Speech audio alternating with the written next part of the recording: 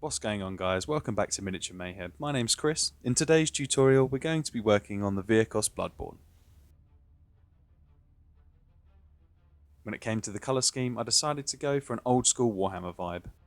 We're covering loads of techniques in today's video, so if you find this tutorial useful, please share the video with your friends and don't forget to drop a like.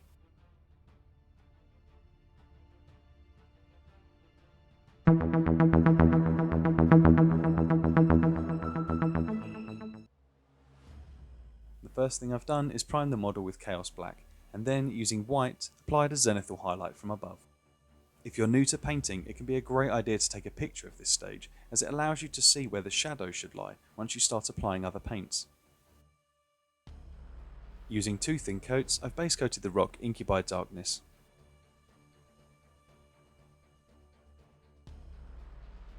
Don't worry if you can see some of the base coat underneath, as this will actually add to the effect later on. Using WARPSTONE glow mixed with water, I'm applying a mottled effect to the surface. I'm intending for these rocks to look like marble. Don't worry about being too precise here, the more haphazard it looks the better.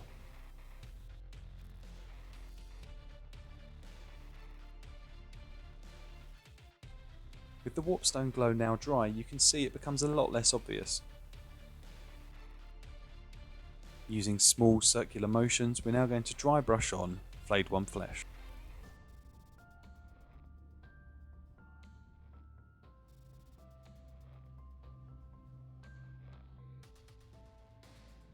You need the brush really dry for this, as you want to apply an almost dusty finish.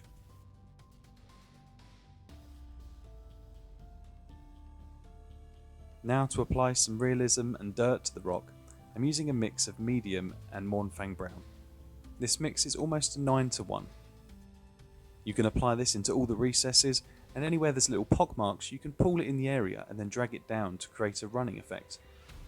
I use this mix for absolutely every terrain project, and it really helps to sell the realism. With that now dry, the rock is complete.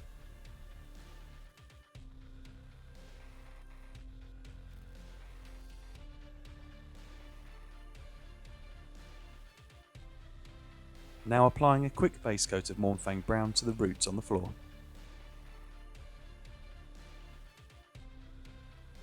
After that's dry, I gave it an all over wash of Agrax Earthshade.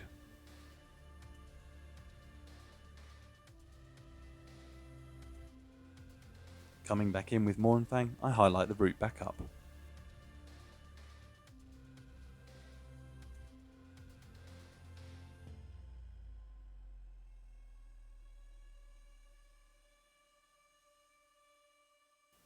Adding a small amount of witch flesh into the Mournfang brown, I've added some striations down the wood to add some character.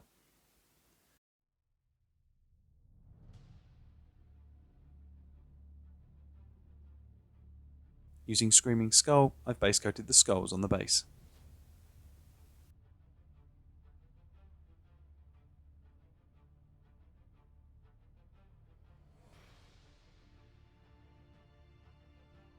With a small amount of white added to the mix, I just highlight some of the raised areas.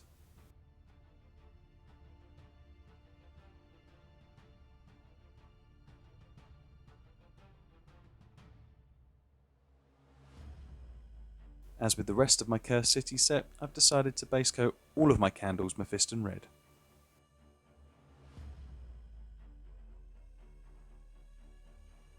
I've given these an all over wash of Caribou Crimson, just to pick out some of the details.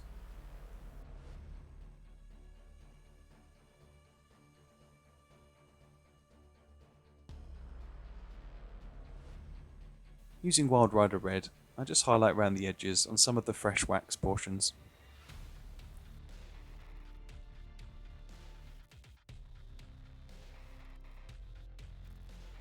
For the metallics, I decided to use Leadbelcher Silver as a base coat.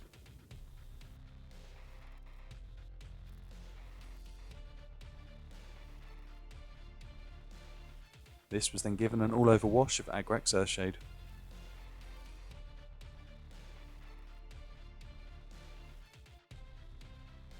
A second wash was then applied of the Mournfang and medium mix that we used for the rocks. I'm telling you, this stuff's the secret sauce. With the base now complete, I begin by painting the vampire's skin with Rakarth flesh.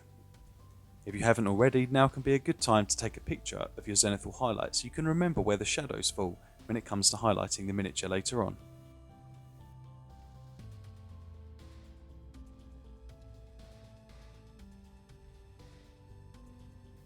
Using a 5-in-1 glaze mix of XV88 and medium, slowly work your way around the model and start defining all the muscles.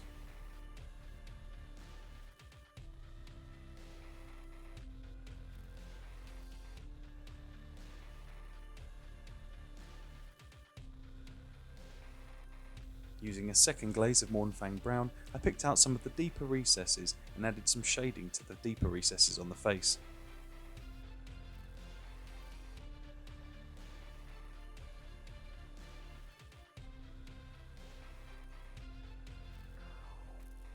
Coming back in with my original base coat layer, I cleaned up some of the small mistakes I made.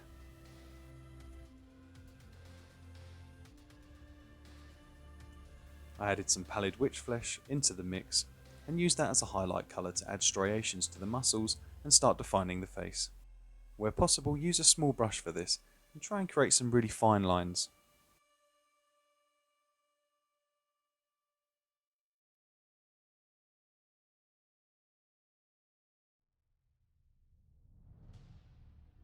As a final highlight for the skin, I used pallid witch flesh to pick out the most prominent features.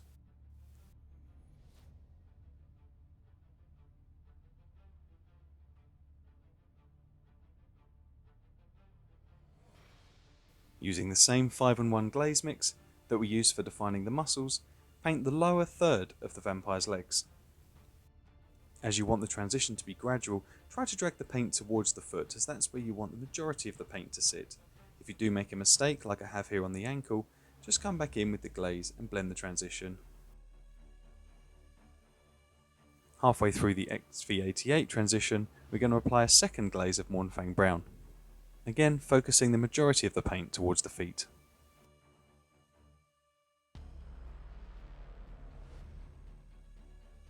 Using a DRYAD bark glaze, we apply the final transition just on the feet and slightly up the ankles. Don't worry if you're not 100% happy with this now. We're going to come back in and highlight the feet and the ankles later, which will help blend the transition even further. Now, using the original skin colour, we're going to work our way around and highlight all the raised areas. With that now complete, we have a nice transition all the way down the legs. Using XV88, I'm now going to base coat the fur. As you can probably tell by now, I'm trying to keep a really limited palette on the actual vampire himself. With that now complete, I'm applying a second base coat of Mournfang Brown, this time sticking to the centre of all the furred areas and highlighting some of the odd strands. Even closer to the middle again, I've applied a final highlight of DRYAD bark.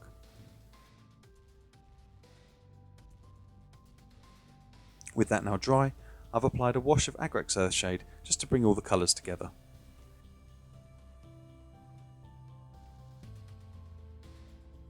In true old school Warhammer style, I decided to go corn red with the vampire's armour.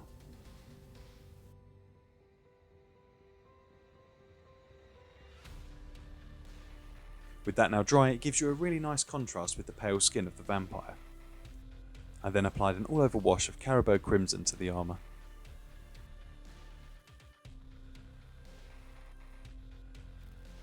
Using corn red again, I picked out all the raised areas and tidied up where the shade was a bit messy.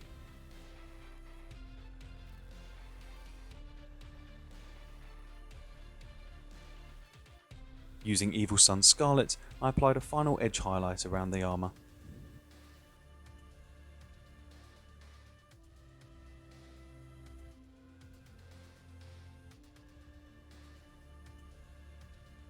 For the strapping, hair, eyes and mouth, I applied a base coat of Corvus Black.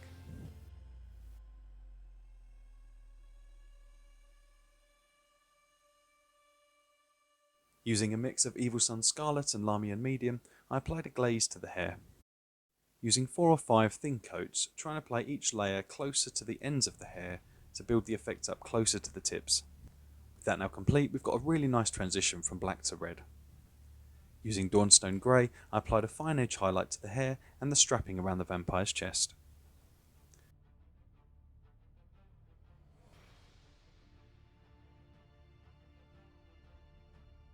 I used pure white to pick out the vampire's fangs.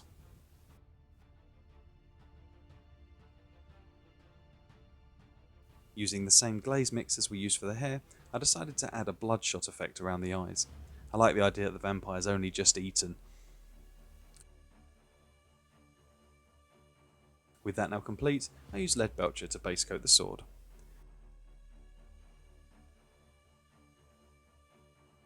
I then used Screaming Bell to highlight the pommel.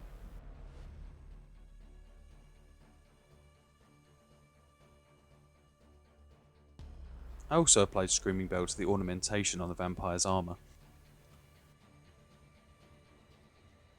With a mix of Agrax Earthshade Gloss to medium, I applied a wash all over the metallics. Adding medium to the wash can take away some of the glossiness, which is perfect for weaponry and armour. I applied non-oil gloss, almost like a glaze, to create some subtle shading on the blade.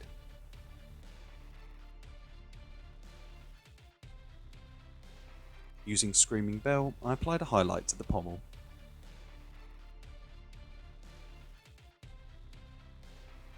Using Stormhost Silver, I applied a quick glaze to the upper edges of the swords to create a nice transition to the brighter steel.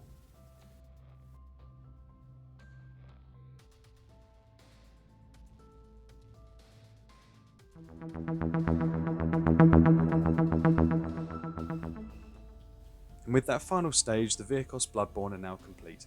I've applied the same techniques across all three of the models, which you can see in the following close-ups. If you found this tutorial useful, don't forget to like this video.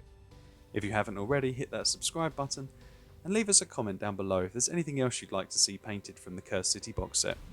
As always, thanks for watching, catch you in the next one.